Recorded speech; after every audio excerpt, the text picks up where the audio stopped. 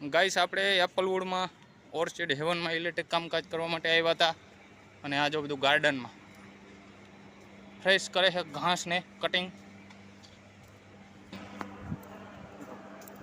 આપણે બેગ છે હાથમાં ગાય જો અહીંયા ફુવારા બુવારા પાણી ફૂફાડા મારી રહ્યો.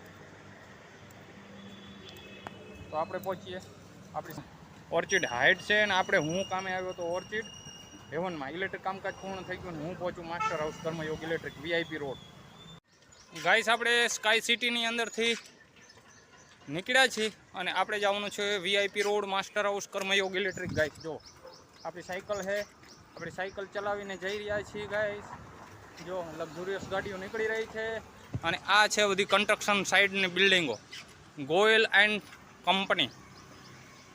આપણી સાયકલ છે ગાઈસ જો આપણે ચાલુ સાયકલ છે. સ્કાય સિટીની અંદરથી આપણે જઈ રહ્યા છીએ master house Karmayog electric VIP road. Guys જો આ ઓડાનું ગાર્ડન છે. ગાઈસ ગાય માતાઓ છે અહીંયા બધા ઘાસ ખવડાવે છે. જો ગાઈસ અહીંયા આપણે સાયકલ પડી છે અને ગાયો દરરોજ અહીંયા ઘાસ ખવડાવે છે બધા. જો આ ઘાસનો ઢગલો પીડ્યો આ ગાયું છે